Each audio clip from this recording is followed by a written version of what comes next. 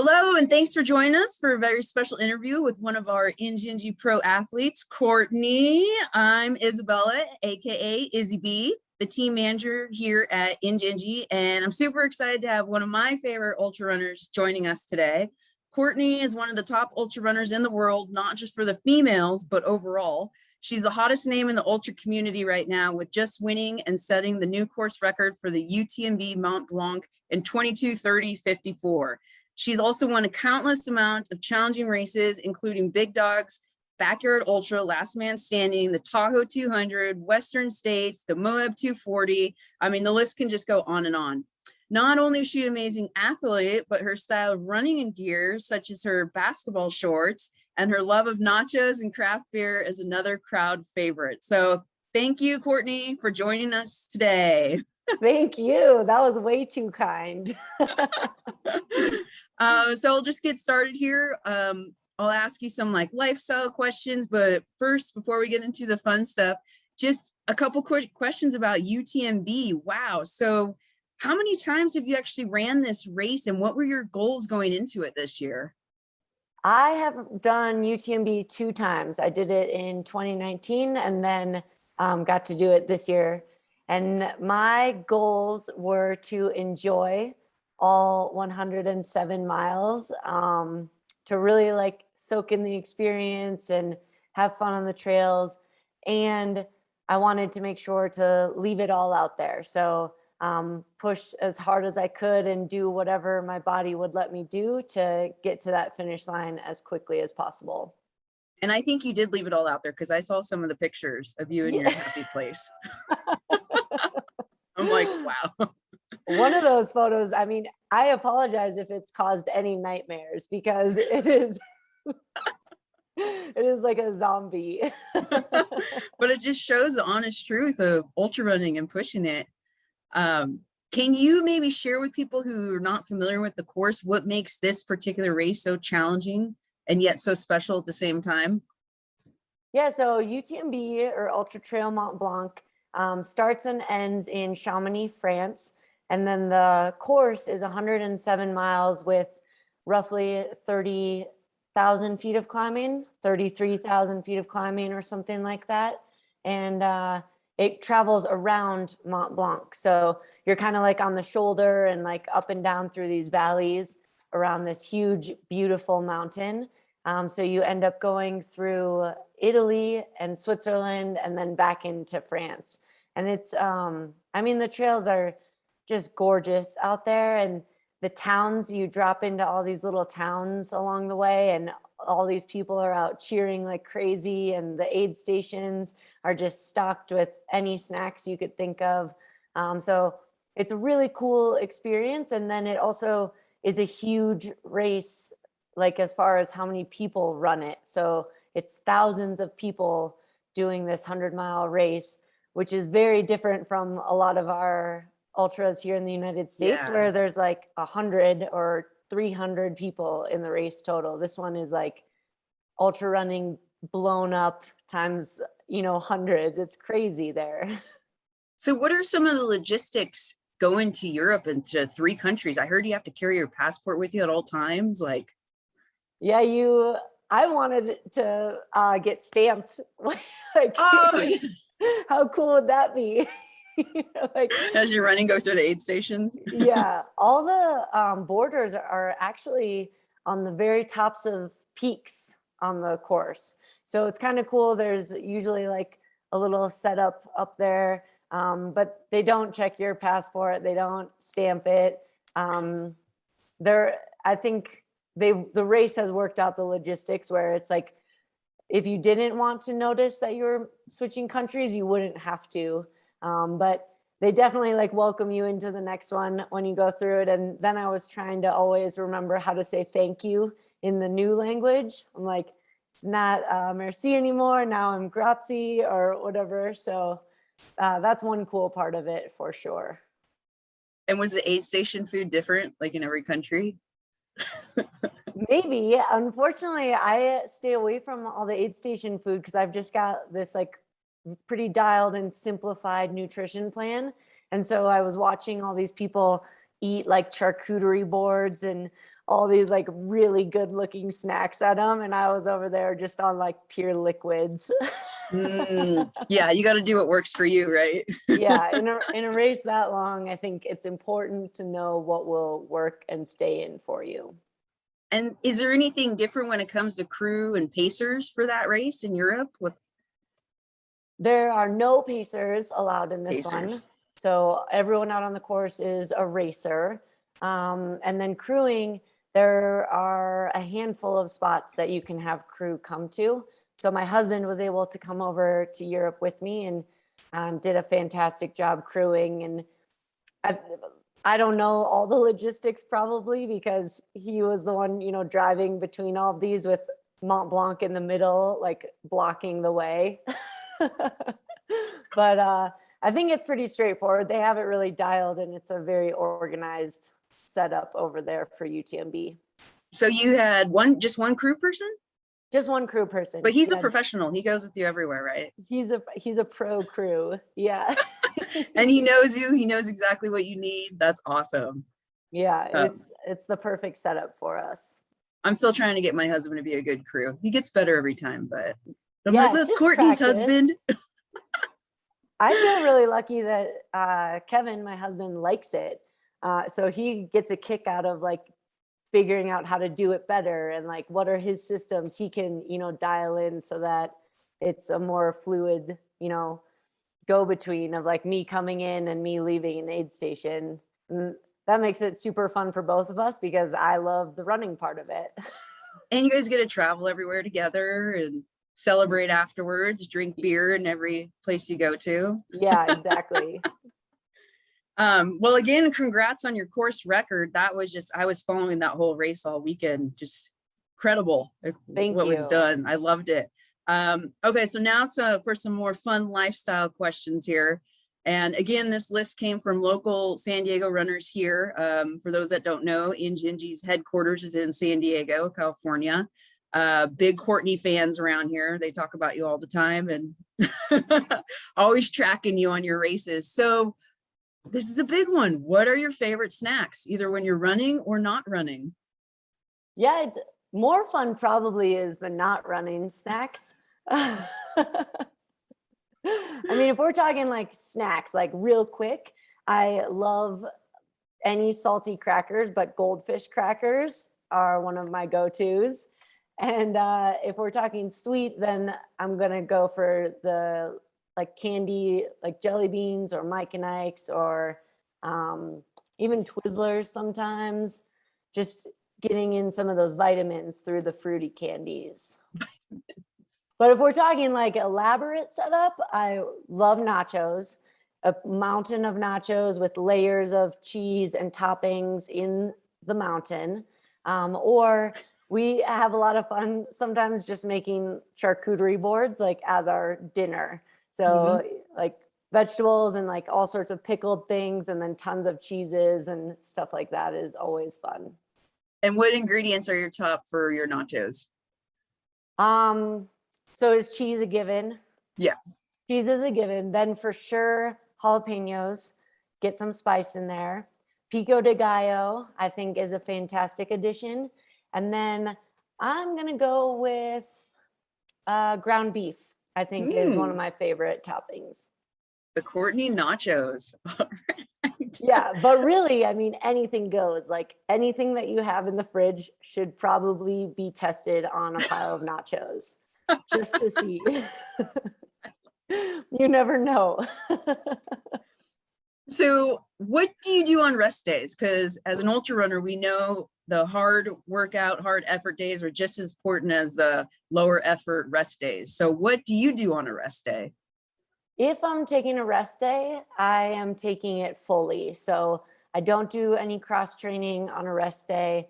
I'll kind of laze around, read a book, maybe watch a movie, and maybe like go for just a stroll around the block or like a walk to the local ice cream shop to get a ice cream cone, you know, like nothing like serious, but just to get outside and get some fresh air and move a little bit. But yeah, if I'm going to take a rest day, it's full on rest day. That's good. Are there certain movies or books type that you like? No, I mean, really anything. I will read most any book and I get really into them. I like to like fully invest in the story. And one of my favorite genres is probably like murder mystery, which then if I get really into it, I'm like not sleeping at night because I'm so invested in this murder and like figuring out the What mystery. happens next? Yeah. I just started a murder book, The Gray Man. Have you heard of it? Is it The good? Gray Man. And yeah, and they're making a movie out of it next year with Chris Evans and Ryan Gosling. So Okay, I gotta look it up. Yes, The Gray Man. We can have a virtual book club. Yes, there we go. I love books too, although I listen to them more now instead of reading them. But so on other races where you're allowed pacers and a crew, how do you choose your pacers? So your husband's like your crew chief. How do you choose who's like running with you in these, like the 100-milers and stuff? I choose pacers based off of just what of my buddies are available and want to run with me. Usually I don't mind not having pacers. So if I'm in a race that allows them, I'll just have people join me if they want to experience the race as well. Like maybe they're never going to run Tahoe 200 themselves, but here they could do a 50-mile section of pacing it with me and we'll have a blast together and make those memories together. So usually it's just calling up some friends to see if they want to go on a trip to a cool place, hopefully, and join me for some miles.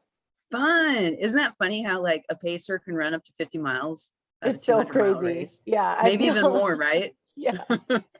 I feel really lucky that we have friends who are willing to do that with me. Yeah. And then do you drop your pacer sometimes? Like, does that ever happen to you? It has happened, but not regularly. Gotcha. I always hear that too sometimes from people. Another big question from the San Diego fans. Are you ever coming to Southern California for a race? Oh, I really want to. I would love to come check out more of the trails down there, whether in a race or just like coming out to play. But for sure, that's on my list of places to visit. Nice. Well, you would have plenty of people to run with you if you ever come down. Thank you. That would be so fun. This is a good one. Toilet paper or wipes? Toilet paper. Have to throw in the funny ones. All right. Tell us a little bit about your basketball shorts and why you chose to wear those, because they're not typical running shorts for most people. Yeah, since I was little, I wore long shorts. I always preferred them. Maybe it was because I was like getting the hand-me-downs from my older brother or, whatever. But I've always preferred them even through like high school into college. I was still wearing them. And so when I started doing ultras, it didn't even cross my mind to switch shorts. Why switch them if this is what you're comfortable in? Yeah, totally. Did you ever play basketball or you just did cross country when you were younger? I did play basketball. We were more of a soccer family. Okay. So a lot of our shorts were just those, longer length soccer shorts that we lived in, breathed in all the time. But I had a few years of basketball in middle school. It wasn't pretty. The soccer shorts are really comfortable. My husband plays soccer and I'm like, yeah, I can see it. Yeah, totally. Yeah, they're great. And really, I mean, for these distances that I'm doing, I don't need to be aerodynamic by any means. And I think comfort should be everyone's, like, that's the top of mind. What are you comfortable in? That's what you should be then running in, because it's such a long time and there's no need to be uncomfortable in the outfit you're wearing. Yeah, and I also noticed you're not really into hats or sunglasses too much either. Usually Sometimes I do sunglasses, definitely not hats. Mostly not hats because I like my hair off my neck, like my ponytail. I want it higher so it's not even touching. And hats, you have to lower your ponytail. It's true. So tricky. Yeah, I'm like, that's man, if very I true. had short hair, that would be sweet. I'd wear a hat way more, but I gotta keep the ponytail high. Who is one person, dead or alive, that you would want to run an ultra with? Oh man, the whole ultra, Yes, an entire one. the whole ultra. Now, an ultra could be a 50K, so. Yeah. Oh, geez. Oh, there's so many people. I have no idea. I think it would be cool if my mom would train and want to do a 50K or a 50-mile race at some point, and then I would absolutely sign up and run every step with her. That would be really Aw, special. that's awesome. Does she go watch your races? She's been to a few of them. Yeah, and she's like really curious about the sport, and yeah, I could totally see her just jumping in and wanting to try one. That would be so cool. I would It love would be to see really that. cool. This is a funny one. How many jokes does it take to cross a 100-mile finish line? You can always fit more jokes in. It's a great answer. Do you think you will return to teaching in the future? Because you're a science teacher, was that? Yep. I don't know. I think right now I'm just like living fully in this chapter of ultra running, and I know I feel very lucky that this is what I get to do right now as my job, and I don't know what the next chapter will be. So I'm just trying to like live this one fully, and when we turn the page, we'll see what it is. So you did science teacher in the past, like what grade was that? How was that experience? Yeah, I taught for 9 years. I taught a few of them at the high school science level, so biology and chemistry. And then the majority of those years were teaching 8th grade science. 8th grade science. I remember that. That was fun. What is one question you wish people would stop asking you, and one question you wish people would ask you? I don't mind any of the questions. I don't know. That's a very tough one. I don't know what I wish people would ask, and I don't have a problem like talking about things multiple times. This is what came up after all the nacho talk. Then someone posted that. But I'll talk about nachos all day. Are you running from something or towards something? If you're running towards something, what's your something? It's a hard one. Yeah, I think I'm running towards something, and like I'm doing this sport because I'm so curious what's possible. So I guess I'm running towards that and trying to figure out like how far can we go? What can we do to make our brains stronger and our bodies stronger, and to be more efficient as the days go on, trying to do these really long distances. And then your favorite beer? The cold one that is put into my hand. Would you even drink something like a Coors Light or a Bud Light, or are you like a craft beer snob? You would. No, absolutely. Dang, I lost that bet. Really? Not picky at all. I'm a craft beer snob. I love it. Yeah, we used to get Sufferfest in San Diego all the time, and then the distributors stopped distributing. So we get Sierra Nevada still because they own Sufferfest. Yeah. But yeah, we were getting. I love the names of the beers they have. They're all running names. Good. What's your favorite comedy movie? Oh, I'm pretty easily entertained, but the one that we have that we watch like on a rainy day sometimes is Pitch Perfect. Have you seen it? Yes. I would not have guessed you would have said that one. It is pretty funny though.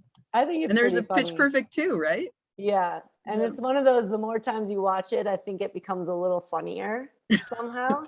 So and you're like, I'm still watching this, and I'm watching this again. Yeah, I know what's going to happen, and I'm still watching it.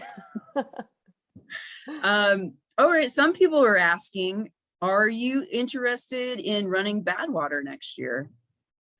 I think Badwater is very interesting. I don't know if it will be next year, But at some point during this ultra running chapter, I would for sure like to give it a shot and just see what that's about to run across Death Valley.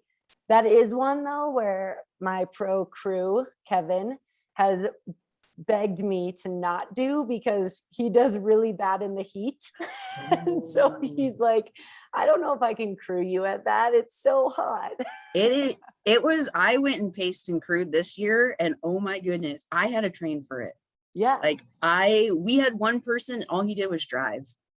I believe it. It seems crazy. I think it was 34 hours. Yeah, so it's a hard job for a crew. Yeah, it's funny he says that. Yeah, were you putting your runner in like coolers of ice and stuff? We didn't do coolers, but we had a bunch of other little tricks, like with a cold ice sheet, put him in front of the air conditioner. But yeah, it's working around the clock, and I'm like, I can't mess this up. Like I was heat training. Yeah, I mean, I know that if I did sign up for it, Kevin would do it. He mostly is joking when he is begging me not to, but it seems like a really tough one to crew, and it's so hot. It is. It's very hot, but wow. Everyone's asking if you do it. And any more 200 milers that you're interested in doing in the future? Oh, absolutely. I hope to return to Moab 240 at some point. I'd love to try it again. Tahoe 200, definitely would like to give that one another go. And then there's Cocodona 250 down in Arizona, which I had the opportunity to crew and pace at this past year. Yeah, it just seems like a really awesome course, and Aravaipa puts on just great events. So that one is on my list for sure. For next year in May, right? Yeah, I don't know if it'll fit next year, but eventually. I wish there were more months in a year. And then everything got deferred and pushed and rolled over. It's like my whole spring is booked. Yeah. Still, just from deferred races. Them all. Yeah. And then those 200s, you can only do so many, right? Yeah. There's all the training. And are you interested in doing the whole Triple Crown one year? All three? Maybe. That seems really cool. Like the in between is interesting to me in how you maximize recovery, maybe get a little training in still, and then like how do you get yourself mentally fresh for another 200-mile battle? Like that's crazy. So that would be a really cool puzzle to play with. Yeah, I don't know how they do it. And then a third one, and then the third one's 240 miles. Yeah, even just more. The cherry on top. And the traveling, I'm sure, is exhausting, right? Yeah, you got to be out there ahead of time and acclimate. Well, you don't. You live in Colorado. You're those events they take a lot though. Like if you have crew or pacers, which you don't have to, the aid stations are fantastic enough where, you could do it alone, but it's like at least a week-long trip to be out at that place to run it and, not have to jump in a car immediately after. Yeah. Yeah. Okay. Some things to look forward to watch you do. Okay. So after your teaching career, who was your first sponsor, and did you approach them? Did they approach you? How did you make that transition to a professional athlete? My first partnership, it was like an ambassadorship, I guess, was with Salomon. And so I don't actually remember the exact order of events, but I met someone, we were chatting, and then they connected me, I guess, to the team manager there. And so that first year that I was connected to Salomon, I was basically I was an ambassador for them. And then it just kind of snowballed from there. Yeah. And I feel very lucky for all the people that I've met through it and the companies that I've gotten to work with. Nice. Speaking of Salomon, didn't you guys have like some sort of a running camp this summer? Salomon? Yeah, we did. We put on a running academy for basically like a group of short distance people and a group of ultra running, like longer distance people who maybe weren't affiliated with a brand yet and were interested in just like learning a little bit more about how to trail run and train a little bit, and also make those connections, you know, meet people with Solomon and see if it could be a good fit. So it was really cool. We spent some days out in Moab and got to spend a lot of hours together running, which was very special. The pictures looked amazing. It looks so beautiful out there. I'm finally going to Moab next month. I've never been there. You're going to love it. Excited. It's crazy because it's desert and canyons like you would picture, but then the La Salle mountain range is right there by Moab, and it's like snow-capped mountains all in one place. Like the Moab 240 goes through all of that. Yes. So it's not very far apart, and it's just, this landscape there is stunning. Yeah, because of the Moab 240, doesn't it go from like super hot in the valley and then super cold at night when they're up high in the mountains? Yeah. I mean, part of it is running through this desert where I remember looking around and there wasn't even like a bird out there. I was like, nothing wants to live out here. This is like straight up desert. And then a little bit later, we're in the La Salle Mountains. Like there was frost on the ground because it was so high up, and the diverse like landscapes and types of trails you get to go on for that course are really cool. And the desert section, wasn't there like a super long section where people were running out of water, and it was like a super hard 20 miler, I think? Yeah.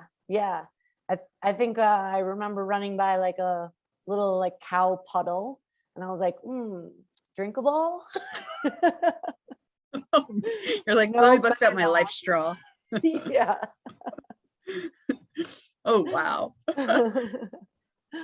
So, what's up next for you this year? Do you have any big runs? You know, you just finished UTMB. I'm sure you're like doing some recovery weeks and resting and reading and watching movies.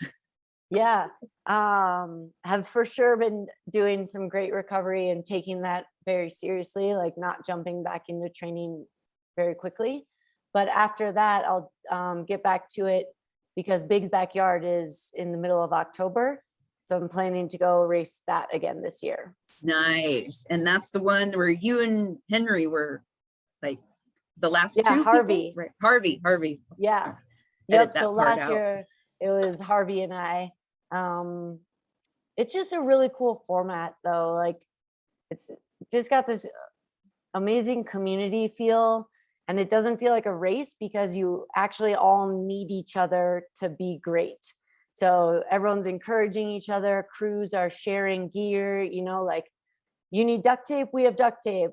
You need, you know, whatever you need, people are going to try and help each other out, because the more people you have staying in the race for longer, the better it is just as a whole, and helping everyone push farther and see what's possible. Wow. Do you have any big goals, like how many yards you want to do this year? Or? No, I just want to stay in it as long as possible. So I'm hoping as a group we can keep each other moving and keep that momentum going into, I mean, it would be awesome to get into like that third day, the fourth day, and see if we can, I don't know, really push it with each other. And that's middle of October, so that's coming up quick. Pretty soon, yeah. Don't you have to go out there early and just be ready for that conch call or whatever he does? This one, he just does a whistle and a bell. Okay. Barkley is the one where he Barkley with the, I always get them confused, right? Yeah, but so with Biggs, he does whistle blows, like when it's 3 minutes out from the start of a next lap, he'll do 3 whistle blows, 2 whistle blows, 1, and then he rings a bell when it's time to start the loop. And it honestly becomes like you become a robot and you just start reacting to the whistles. Like I remember not even thinking of them as whistles anymore, but it was like I would hear the 2 whistle blows and I would just like stand up like this zombie and like walk to the start again. Like you just start reacting to it because it's every hour you're hearing the same pattern, and then you run at the bell. So it was like Pavlov's or whatever, you know, where you don't even know what you're doing anymore. It sounds easy, but then it's kind of hard too, because your rests are so short. There's only so much you can do in those rest breaks, right? Yeah, you have to be pretty smart with the those in between spots and pretty intentional with what you do with the off time. Like, do you just take a 3-minute nap, or you decide to fix your feet one time, or?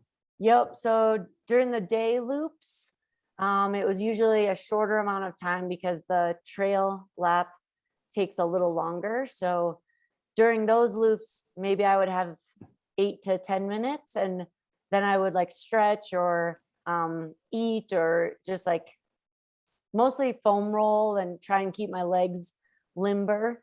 And then during the night loops, maybe I would have like, I don't know, 14 minutes. And then I would try and actually sleep. So I would lay down and get like roughly 8 minutes of shut eye. And then you have your crew person making sure you don't fall asleep, like, for longer. Yeah. They're just making sure at those 2 whistles, your zombie like reaction to it happens like it should. So what are the things that you eat? How's your nutrition for these kind of races? Like for bigs? Yeah, when you have the short breaks. Yeah. Bigs is a slow enough pace where mostly anything goes for eating. So for sure I was using like tailwind or honey stinger products like normal, but I also had mashed potatoes and pancakes and cheeseburgers and pierogies, and we did stovetop stuffing, which is delicious all the time, but for sure during a race. Basically just any carb, and usually like a hot carb tastes fantastic. And the mashed potatoes you eat, they're from the box too, right? Yep, those are just instant mashed potatoes. Yep. So hear that, people? Stovetop stuffing in the box, mashed potatoes in the box. You just add hot water. Perfect. Yeah, you don't even need to know how to cook. Yeah, we are very fancy. And then you kind of send people out to grab your McDonald's, right? Yeah, it would be like someone was running to town for something else. It'd be like, put in your McDonald's order. Lots of French fries. Double cheeseburger with extra pickles, and then lots of French fries. And is that kind of the way you eat for your 100-milers, or is those completely different? Because you run a 100-miler pretty fast compared to, the majority of 100-mile runners.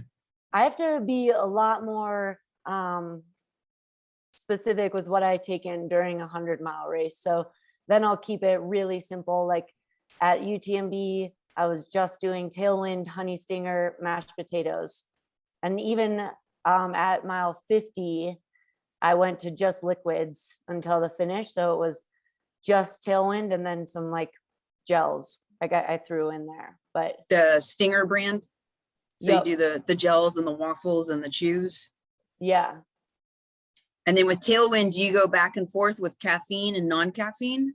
I go no caffeine. No caffeine. Unless it's a race that's going to take more than 2 days, I'll usually go no caffeine for anything in that first day. Wow. Okay, so you're not the person at the aid station who would drink like a little bit of Coke or anything? No, I have found that I'll have coffee before the race. Just usually 2 You're cups, normal. 2 cups before the race, 2 cups every day. And then I'm amped up enough where caffeine just kind of messes with my stomach more than it actually benefits my energy levels, because I don't find myself to be getting tired usually in that first 36 hours. So speaking of stomach, because that's a lot of issues that people deal with during 100-mile races, when you feel the start of the stomach issues starting to happen, what are your tips for runners out there to make it go back to normal and continue running?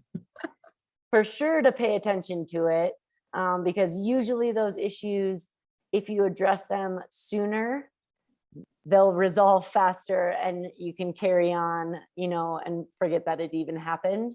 I think if it's like a food thing, maybe you have to just try some other things. So if I'm having trouble, like during Tahoe 200, my stomach wasn't really taking in any of the normal things. So then we just started like cycling through what's at the aid station, what can we try, what ideas does anybody have that we can attempt to see what will actually work. Usually also helps to just like slow your roll a little bit. Your stomach is mad, and if you could just bring the whole system to a more calm level, it will help your stomach get calm as well. So your theory. recommendation might be like to sit at an aid station or just to keep moving and walk? Maybe walk, or probably depends on the setup. If it's like cold or it's nighttime, sitting might not be the answer. Maybe then you do walk, but you just get your gear on and you have something hot to try and like nibble on for a little bit, and you cover some miles as you try and problem solve. But maybe if you're rolling into an aid station and it's super hot and your crew is there and they can, work through this problem with you, maybe you pause for a minute, because stomachs don't usually appreciate that super hot weather either. So if you could just like chill for a bit and cool down your body and try some calories while you're sitting, it could be helpful. Gotcha. Yeah, I've definitely seen the heat, being at Badwater. I've never seen so many athletes throw up before. Oh, I bet. It was crazy. It's just like speckled along the side of yeah, the it's just like every single one. I think pretty sure every single one. It just gets so hot out there, and you're running 135 miles in it. So so how did you find out about Injinji and the toe socks, and why do you prefer them? I found out about Injinji through a friend who was also wearing Injinji, and she basically saw my feet after a race, and when I wasn't wearing toe socks, all my toes would just like really tango together in my socks, and I would get all these blisters on basically every single toe. And she saw that and was like, you need to try these toe socks because it keeps your toes separate and then they'll stay blister free. And it blew my mind that I could run without these like balloon blisters on every single toe. Once I tried it, I was like, this is the best. So I'll do like squirrel's nut butter on my feet. Specifically, I'll get every single toe really, really coated and then put on the toe socks. And now I'm basically, even after a big backyard, which is multiple days, or a 200 miler, my feet are pretty much entirely blister free, which is so cool. That is amazing. And do you have a favorite type of Injinji? Like, is there a certain weight or style that you prefer, that you like? I like the crew length ones, partly for like, I think they help keep a lot of the like dirt and dust out of getting in your socks actually, but I also like them because they're a huge canvas for a cool design. Like the Courtney inspired nacho socks? Those are amazing. I'm super pumped to get my feet in some aliens and some dinosaurs. Very cool. I love it too. Super cool.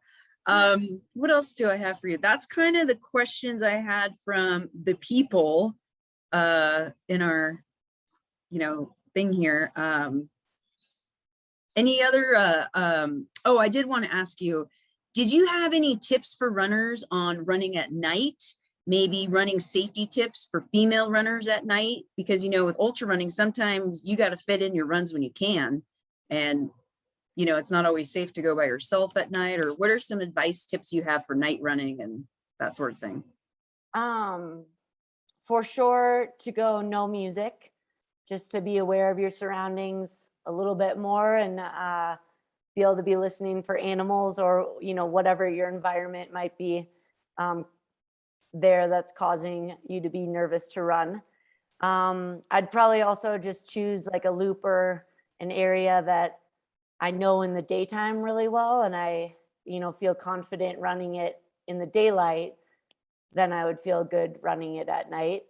But I think it could be helpful sometimes to like bring a friend that first time. If not every time we can coordinate with someone to come with us, but for the very first night voyage on this loop, maybe I would meet up with someone or bring my husband just to like check it out with me. Is this a good loop? Like, now where I'll be, those kinds of things.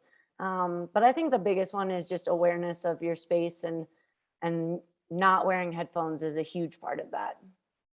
And when you're training for these 200 mile races, do you go out in the middle of the night on purpose and train those hours? Not usually, no. I sign up for a lot of races that are very long, and so I use those to just get better at it. And I mean, living in that headlamp bubble can be tricky. Like your footing can feel a little trickier, and just like running your normal pace can feel tricky. So it is good to test it out and to see like what works for you. And I've found that you do get better at it over time. So it'd probably be a great idea to train at night for something, but I just don't usually. And what about sleep deprivation? Do you have any tips on how to train and be more prepared for that? Because that's definitely something you guys deal with on these longer races. Yeah, I don't train specifically for it, but same thing, just like getting experience with each race and trying to learn from what worked, what didn't work, how did my body react, did caffeine help me or not? Those kinds of things can help you do the next one just a little bit better and keep piecing it all together. Awesome. Good advice. Thank you. Well, thanks again for joining us today, Courtney. You're amazing. We appreciate it so much, you taking the time to be with us. I wish you the best of luck on your next adventure, and we're excited to follow along on your journey. Thank you so much.